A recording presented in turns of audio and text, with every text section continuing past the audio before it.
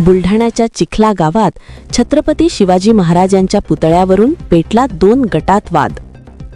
बुलढाणा जिल्ह्यातील लोणार तालुक्यात येत असलेल्या चिखला काकड गावात प्रचंड तणाव निर्माण झाला। गावातील उभाटा शिवसेना महिला आघाडीच्या उपजिल्हाप्रमुख संजीवनी वाघ यांना गावातीलच काही जणांनी बेदम मारहाण केली। गावचे सरपंच आणि त्यांच्या समर्थकांनी ही मारहाण केल्याचा आरोप संजीवनी वाघ यांनी केला आहे। लोणार तालुक्यातील चिखला गावात छत्रपती शिवाजी महाराजांच्या पुतळ्याच्या उभारणीवरून तीव्र वाद उफाळून आला असून या वादाचे रूपांतर हाणामारीत झाले आहे। या घटनेत उभाटा शिवसेनेच्या महिला उपजिल्हाप्रमुख संजीवनी वाघ यांना तसेच त्यावेळी त्यांच्या सोबत असलेल्या इतर सहकाऱ्यांना मारहाण झाल्याची घटना समोर आली आहे। या घटनेचे व्हिडिओ सोशल मीडियावर व्हायरल झाले असून परिसरात तसेच सोशल मीडियावर या घटनेचा संताप व्यक्त केला जात आहे। या घटनेची माहिती मिळताच पोलिसांनी घटनास्थळी धाव घेत परिस्थिती आटोक्यात आणली। दरम्यान कायदा व सुव्यवस्था राखण्यासाठी अतिरिक्त पोलीस बंदोबस्त तैनात करण्यात आला आहे। या घटनेनंतर गावात तणावाचे वातावरण असून कोणताही अनुचित प्रकार घडू नये म्हणून पोलिसांकडून सतर्कता बाळगण्यात येत आहे। घटनेची माहिती मिळताच मराठा आंदोलक मनोज लरांगे पाटील यांनी गावात भेट देऊन नागरिकांना मार्गदर्शन करून शांतता राहण्याचे आवाहन करत घटनेतील आरोपींना तात्काळ अटक करण्याची मागणी केली। दयाल सिंग चव्हाण, बुलढाणा। ह्या सुद्धा पैदाशी इतका माज या राज्यात असू शकतो ही सरकारला सुद्धा काळीमा फासणारी गोष्ट आहे। ही सरकारचा सुद्धा एक प्रकारचा अपमान आहे। सरकारचा सुद्धा देवेंद्र फडणवीस साहेबांच्या सरकारचा सुद्धा अपमान आहे की छत्रपती शिवरायांच्या पुतळा उठवून फेकायच्या तयारीत लोक आले आणि तिथं रक्षणासाठी छत्रपतींचा पुतळा उठवून फेकू नये म्हणून तिथं एक मुलगी आली तर त्या मुलीच्या अंगावरती कपडे फाडून टाकले, पूर्ण कपडे फाडले आणि नंतर मारलं आणि तिच्या अंगावरती सुद्धा जखमा आहेत असं त्यांनी आता सांगितलंय की तिच्या अंगावर सुद्धा अशा जखमा आहेत। म्हणजे तिच्या काय आता अतिप्रसंग करायचा होता की काय काय वाईट भावना आणि त्यांनी तो प्रयोग केला, त्यामुळे त्यांच्यावरती ती शिस्तात होणे खूप गरजेचं आहे। ती 10-12 वर्षाची मुलगी आहे, तिच्या नरडेल सगळे नखा लागले, म्हणजे नरडं दाबून तिला मारायचं होतं का? 2-3 घंटे तिला बाहेर घेऊन गेले, म्हणजे अपहरण सुद्धा होतं, ती पोस्को सुद्धा दाखल होतोय त्याच्यावरती। इतकी क्रूरपणानं घटना या चिखला गावात घडली। एका दिवशी मुख्यमंत्री बी जागे आहेत का नाहीत, गृह मंत्रालयाला ह्या गोष्टी माहीत आहेत का नाहीत, कारण हाताच्या बाहेर जाऊ देऊ नये आणि त्यांच्यावरती सगळ्यांवरती मोका लावणं खूप गरजेचं आहे।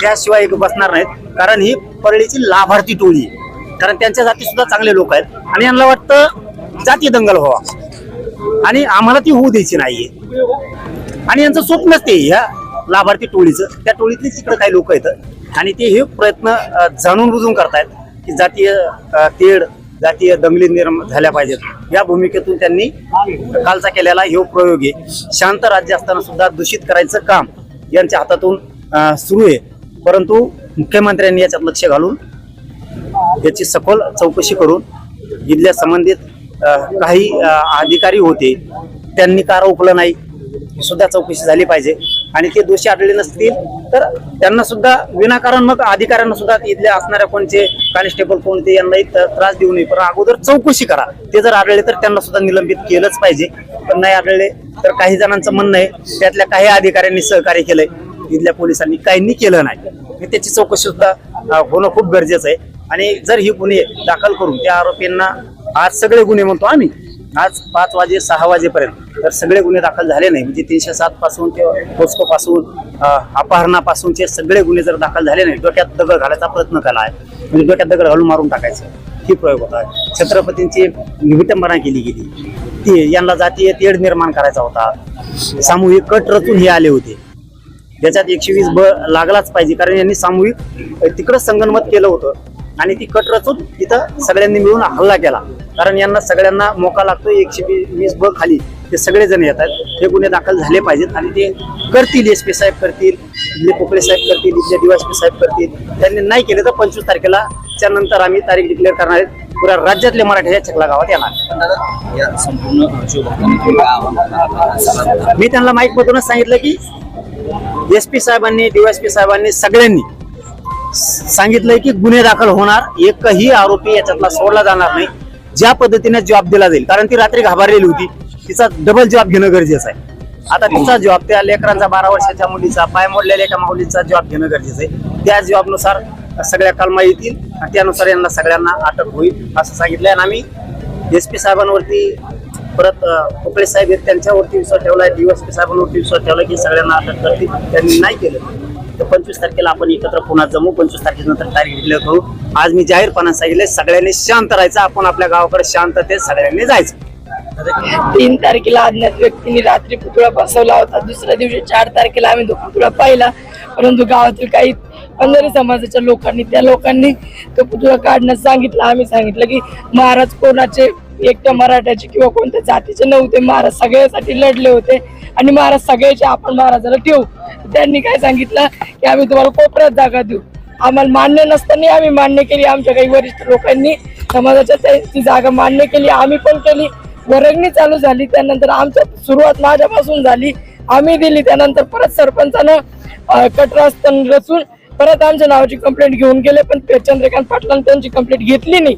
त्याच्यानंतर त्यांनी मला धमकी दिली, तुला उचलून नेऊ, तुला मारून टाकू, जसं संतोष देशमुखाला केलं तसंच तुला करू, असं सरपंचांनी सांगितलं होतं मला. सरपंचांना, गजानन नागरेंना, नाथासाहेब आहे ना, गणेश केदार यांनी सांगितलं होतं की तू संतोष देशमुखासारखंच तुला आम्ही मारू, तुला मेळही लागणार नाही, तुझ्या कोणालाच मेळ लागणार नाही. त्याच्यानंतर कालची घटना अशी होती की 4-5च्या टायमाला माझा भाऊ इकडे आला होता, त्यांच्या बाया माणसं जमलेले होते, आम्ही काय 4-5 जणच होतो घरी. मग आम्ही ते कहून आले म्हणून पुतळ्याजवळ कहून येते म्हणून आलो. त्याचं इथपर्यंत बोलणं चालू होतं की शिवाजी महाराजचा पुतळा नागराला बांधून नाला तोडून न्यायचा. मी सांगितलं मी होऊ देणार नाही. त्याच्यानंतर मी पुतळ्या समोर बसले, माझ्या सोबतच्या काही महिला इथं बाहेर बाजूला बसल्या, माझ्या PSI इथं होते. PSI साहेबांनी आम्हाला बरंच प्रोटेक्ट केलं, पण सरपंचाच्या सांगण्यावरून आणि काही त्या लोकांच्या सांगण्यावरून त्यांच्या बायानं PSIला घेरत घेऊन आणि सांगळे साहेबाच्या आणि सानप साहेबाच्या त्याच्या दोघांच्या मार्गदर्शनाखाली त्या समाजानं आम्हाला मारलं. माझ्या अंगावरचे कपडे पाडले.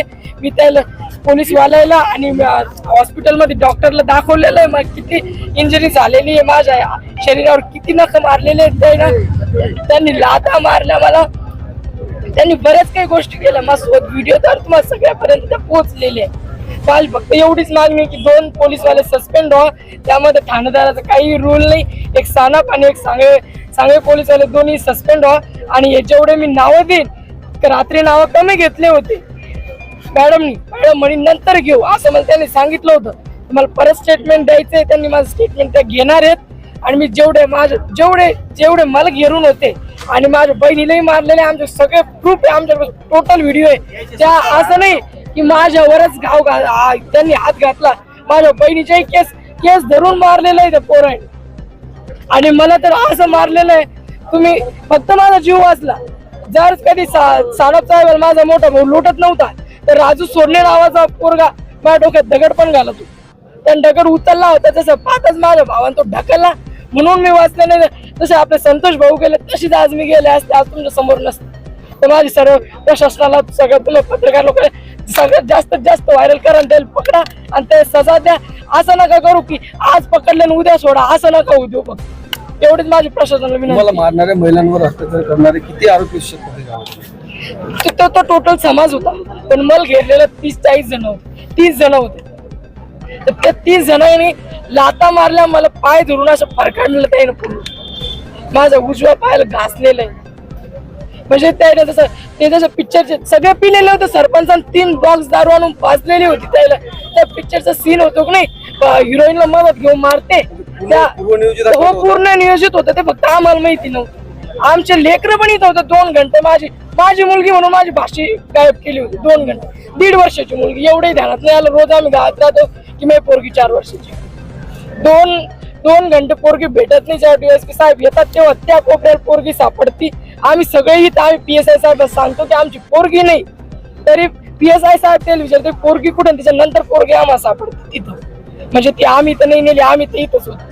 आता तुमची काय भूमिका असते? माझ्या 12 वर्षाची भाषी आहे, तिच्यावर पण यांनी मारायचा प्रयत्न केलेला आहे. नखल लागेल, गळ्यात पोस्को दाखल व्हावं, सगळे गुन्हे जे मी सांगत ते गुन्हे दाखल व्हावं, कायद्यानुसारच व्हावं, पण गुन्हे दाखल व्हावं आणि त्याला सजा व्हावं. त्याला फक्त अटक नाही होऊ, त्याला सजा व्हावं अशी माझी प्रशासनाला विनंती.